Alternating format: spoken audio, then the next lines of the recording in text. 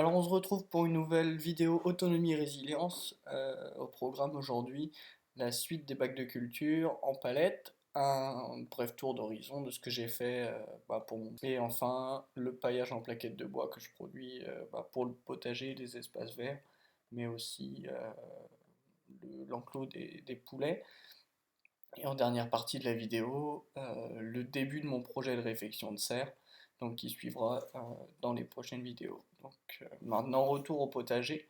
Donc aujourd'hui je déplace avec le motoculteur la plaquette de bois que j'avais entreposée dans le fond de l'enclos de mon poulailler. Donc pour absorber l'humidité, mais aussi pour donner quelque chose au poulet pour gratter, chercher des vers. Enfin, comme on voit ici, j'avais mis une bonne couche de plaquettes de bois. C'est pas vraiment un problème hein, parce que j'en ai en quantité importante, vu que je le produis à la maison directement. Euh, voilà. On peut voir dans le fond des bacs de culture que j'ai commencé à remplir. Je vous retrouve très bientôt quand j'ai fini tout ça. Alors le remplissage des bacs de culture est fini. Pour la partie plaquette de bois en tout cas, on peut voir que ça ressemble quand même pas mal à du compost. L'avantage, c'est que c'est quand même assez drainant pour éviter trop de rétention d'eau dans les bacs, tout en apportant aussi des fertilisants, vu que les poulets étaient dessus. Donc je viendrai ensuite mettre une couche de terre, de la terre végétale quoi, par-dessus, pour finir de remplir les bacs. Mais ça, ce sera au début du printemps, donc au moins pas avant le mois prochain, quoi. Maintenant, pour ce qui est de mon bois de chauffage, la solution que j'ai choisie donc pour chauffer la maison à moindre coût. Donc là, j'ai entreposé suffisamment de bois pour tenir un bon hiver. Donc on voit bien qu'il y a quand même une sacrée couche de bois donc dans le tas ici. Il y a environ, à vue de nez, 4 cordes, un peu plus peut-être. Mais c'est à peu de choses près ce qu'il me faut pour tenir un hiver normal, quoi, sans grand froid. Voilà. Dehors ici, on a un premier tas de bois, donc un peu difforme.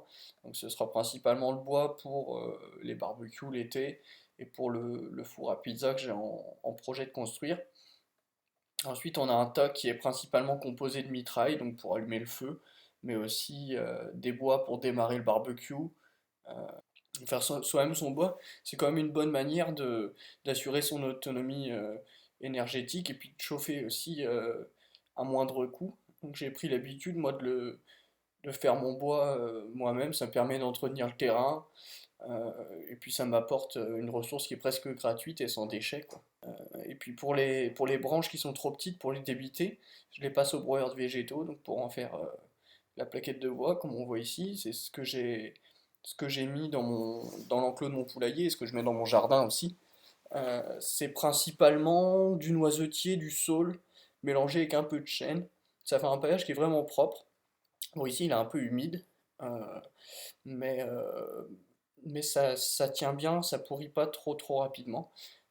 Par contre, j'ai été obligé d'investir dans un broyeur de végétaux, mais il a quand même très vite été rentabilisé et je vous le présenterai peut-être dans une prochaine vidéo.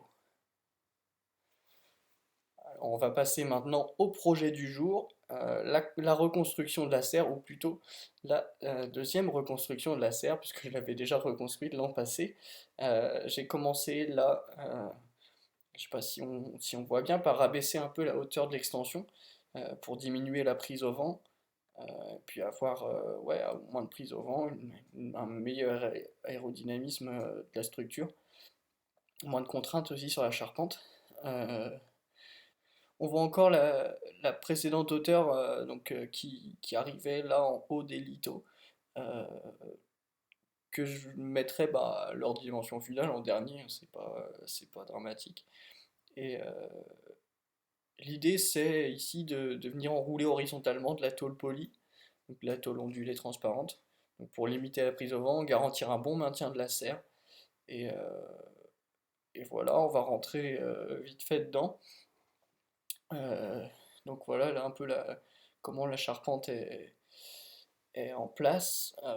C'est pas c'est pas mon métier, mais ça a l'air de tenir à peu près convenablement. Et donc on va voir après comment ça tient. Donc voilà, ici c'est deux plaques de tôle poly que j'ai réussi à sauver du toit parce que les autres ont volé en éclats avec les deux tempêtes successives qu'on a eues le mois dernier. Donc voilà, je vous tiens au courant pour la suite et je vous remercie d'avoir regardé la vidéo. A plus!